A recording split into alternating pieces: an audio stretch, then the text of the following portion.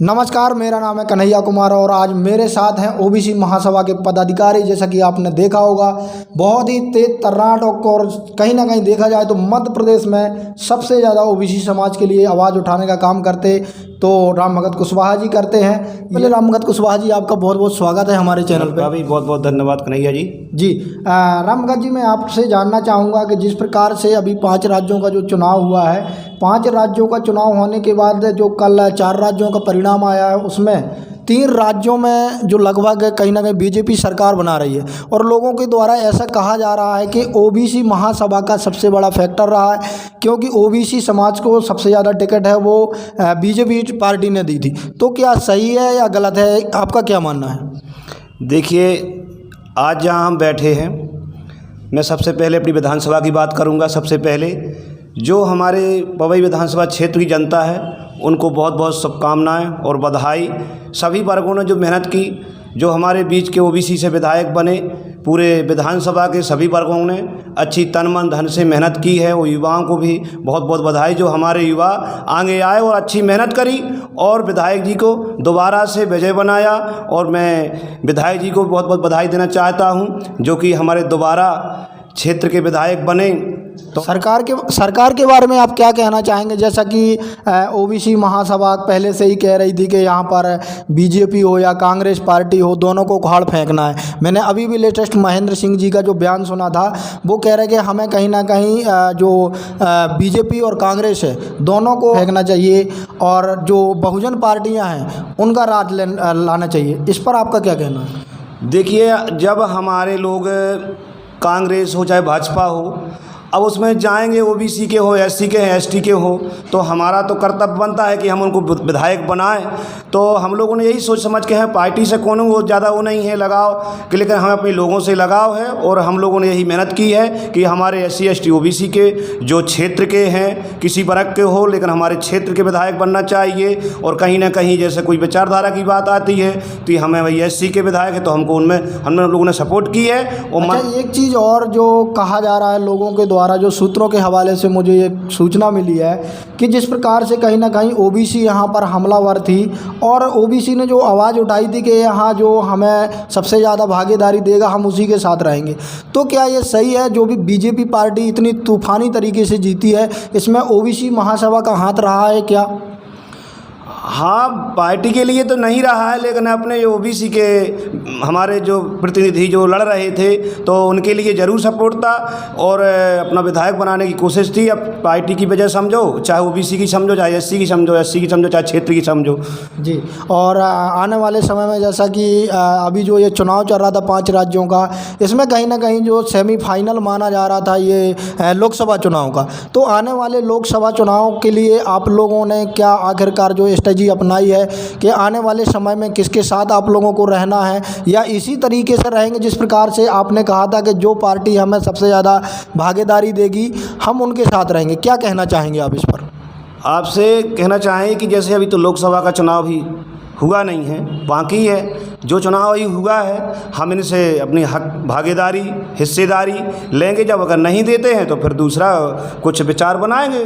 वही एक चीज़ और मेरे मन में सवाल था, मेरे मन में नहीं, मेरे ऑडियंस ने, कई लोगों ने कहीं ना कहीं कमेंट के माध्यम से ये पूछा था कि ओबीसी समाज के लोगों का कोई उद्देश्य नहीं रहता, वो कहीं भी चले जाते हैं। तो इस पर आप लोग क्या कहना चाहेंगे? कहीं ना कहीं मैंने आपके पदाधिकारियों का बयान देखा है, वो कहते हैं कि हमें कहीं ना कहीं बीजेपी और कांग्रेस को हटाना है। तो आने वाले जैसे लोकसभा का चुनाव है, आने वाले समय में जैसे बहुजन पार्टियां हैं, चाहे वो आरजेडी हो, बहुजन समाज पार्टी हो, चाहे वो समाजवादी पार्टी हो, क्या इनके साथ मिलकर के आप लोग काम करेंगे क्या? देखिए, हमको तो चाहिए भागीदारी हिस्सेदारी। आरक्षण, जो आरक्षण की लड़ाई है और जो जाति जनगणना है, सबसे पहले हमारा मुद्दा रोड़ा जो बना हुआ है, सरकार से हम हर बार मांग उठा कर रहे हैं और मांग कर रहे हैं। तो अपन जो अभी सरकार बनी है, ठीक है, हम लोगों ने जो सपोर्ट बनी हमने करी हो, अपनी सरकार भी जो बीजेपी की बन रही है, तो हमारे जो एससी एसटी ओबीसी विधायक हैं, क्षेत्र के विधायक हैं, किसी वर्ग के हो, तो हमने जो हेल्प करी है और जो बने हैं, इनसे हम मांग करेंगे कि हमारा जो आरक्षण है, जाति जनगणना है, ये हमें मिलना होना चाहिए और हमें हक अधिकार उसी के हिसाब से मिलना चाहिए। अच्छा, एक चीज़ और मैंने देखा था इन 5 राज्यों के विधानसभा चुनावों में कहीं ना कहीं जो ओबीसी जनगणना का या कहें जातिगत जनगणना का जो मुद्दा गरमाया था, चाहे वो राहुल गांधी जी हों, प्रियंका गांधी जी हों, या फिर जो बीजेपी के नेताओं ने भी कई जगह ये बोला कि हम जातिगत जनगणना कराएंगे। यदि आने वाले समय पे नहीं होती है तो क्या आप लोग इसका विरोध करेंगे, इनके खिलाफ प्रोटेस्ट करेंगे या नहीं करेंगे? देखिए, विरोध की बात नहीं है, हमें अपने हक हिस्सेदारी से मतलब है, भागीदारी से मतलब है। जाति जनगणना होना चाहिए, अगर हम ये नहीं करेंगे तो उसमें विरोध की बात नहीं है, अपने हिस्सेदारी हम लड़ेंगे और मांगेंगे, उसे विरोध की तो कोई बात ही नहीं है। अभी जैसा कि आपने देखा होगा बिहार सरकार में भी कहीं ना कहीं 75% रिजर्वेशन कर दिया वहाँ पर SC/ST OBC के लिए।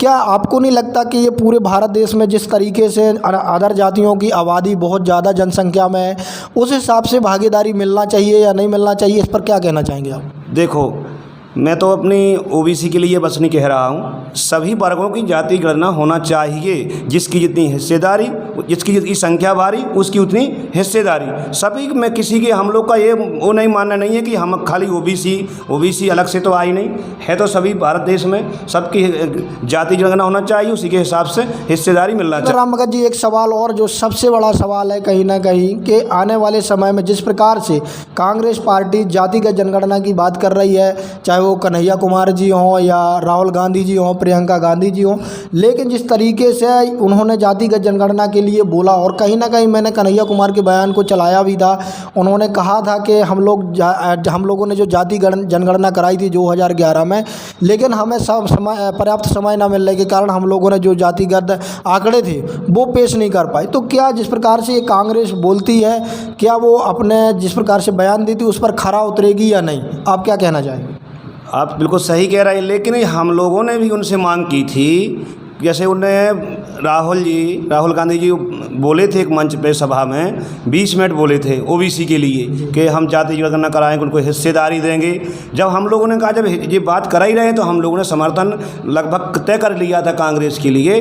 जब हम लोग भोपाल गए, हमारा संगठन गया OBC महासभा का, हम लोगों ने 25 सीटें मांगी थी कि आप हम लोग को OBC को दें, हमारे संगठन की तरफ से हम जिता के देंगे। और जब इन्होंने नहीं दी तो हमने पूरा जो बना BJP ने दी, हम उनको जिताया, कांग्रेस को हराया 100 में 100। उसमें क्या है, जब हमको आपने दिया ही नहीं तो हम काहे के लिए पर करेंगे? अच्छा, कहीं ना कहीं इस चीज़ को आप मानते हैं कि जिस प्रकार से कांग्रेस पार्टी आरोप लगा रही है कि जो ये 5 राज्यों का जो चुनाव हुआ, जो में से 3 राज्यों में जो प्रचंड बहुमत से सरकार बनी है BJP की, और कहीं ना कहीं जिस प्रकार से अदर पार्टियां वो आरोप लगा रही कि इसमें EVM में गड़बड़ियां की गई हैं, तो क्या आप इस चीज़ को मानते हैं कि वास्तविक रूप से EVM में गड़बड़ियां की जाती हैं, हो सकती हैं? इसमें क्या कहना चाहेंगे आप? देखिए, हमने मेहनत की है, अपनी पवई विधानसभा से बात करें, हम मशीन की बात नहीं कर रहे। हमारे जो मशीन है, सबके अंदर जो मेहनत है, लगन है, हमारे यहाँ जो सबसे मतलब एक कहा जाए, जो हमारे प्रहलाद लोधी जी थे, जो दोबारा यहाँ चुनाव लड़े, सब कोई कह रहा था अरे वो तो जीत ही नहीं पाएंगे, वो विकास ही नहीं किया, काम नहीं किया।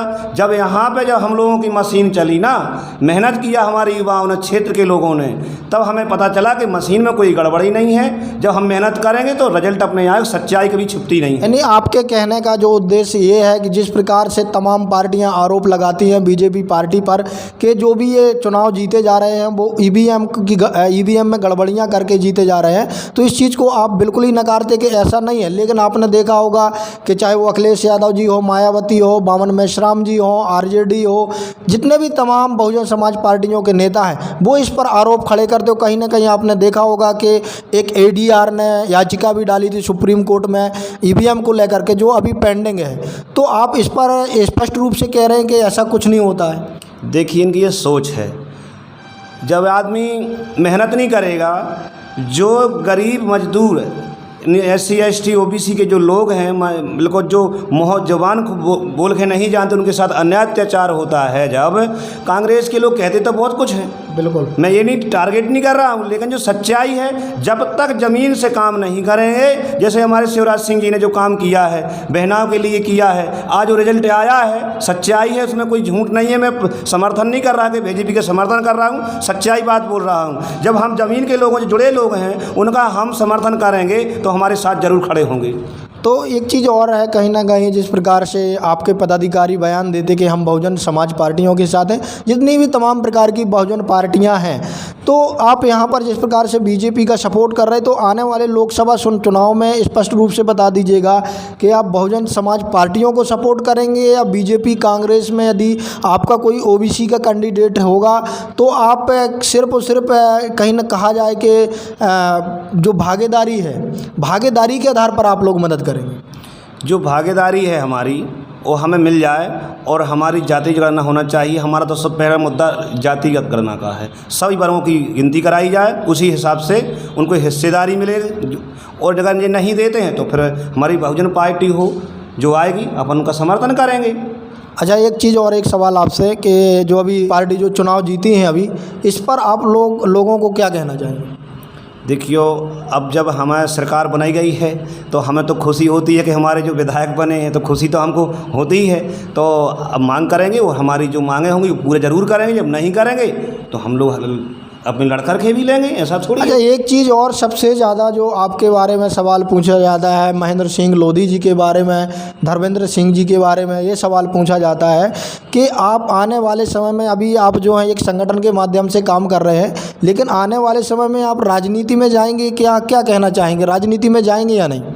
देखो, राजनीति जब हमारा जो आवाज़ कोई नहीं उठाएगा तो संगठन से राजनीति भी हो गई, ऐसा नहीं है। राजनीति तो देखो पहली सीढ़ी है, आप जानते हैं इस चीज़ को। अगर हमारे पास नेता नहीं है, राजनीति नहीं है, तो हमारा संगठन भी बिल्कुल ये चीज़ कहीं ना कहीं मानवर काशीराम साहब ने, बाबा साहब अम्बेडकर जी ने भी कही थी कि जब तक हमारे लोग पार्लियामेंट हो, विधानसभा हो, जब तक नहीं बैठेंगे, जब तक हमारी आवाज़ कोई उठाने वाला नहीं है।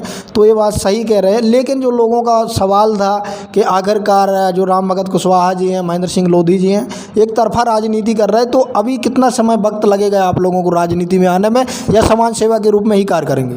देखिए, राजनीति नहीं कर रहे हैं हम लोग, जो है अपने लोगों को जगाने का काम कर रहे हैं। ये लोगों की सोच है कि ये लोग राजनीति कर रहे हैं। जब हम आवाज़ नहीं उठाएंगे तो फिर हमारे लोग कैसे हमसे जुड़ेंगे, कैसे लोगों को अधिकार मिलेंगे? बताइए ना आप ऐसे हम। राम भगत जी, आप लोग क्या संदेश देना चाहेंगे लोगों को? देखो, लोगों को तो हमारा यही है, चाहे किसी वर्ग के लोग हो, जागरूक हो, अपना अधिकार मतलब लड़के लेना चाहिए। जो अधिकार है हमारा तो हमको मिलना चाहिए, हमें किसी का नहीं चाहिए। लेकिन जब हमारे लोग जगेंगे तो ज़रूर, ऐसा नहीं है कि राजनीति भी करेंगे और आगे जा कर के अपने हक अधिकार जब पढ़ेंगे लिखेंगे, शिक्षा पे जो मिलेगा, जब पढ़ेंगे शिक्षा आएगी तो ज़रूर अधिकार अपने समझेंगे और आगे बढ़ेंगे और आगे राजनीति भी करेंगे। ऐसा नहीं है कि राजनीति नहीं करेंगे, राजनीति करेंगे हमारे लोग। बिल्कुल। हाँ, बहुत बहुत धन्यवाद राम भगत जी, आपका हमारे चैनल पर इंटरव्यू देने के लिए। धन्यवाद। धन्यवाद।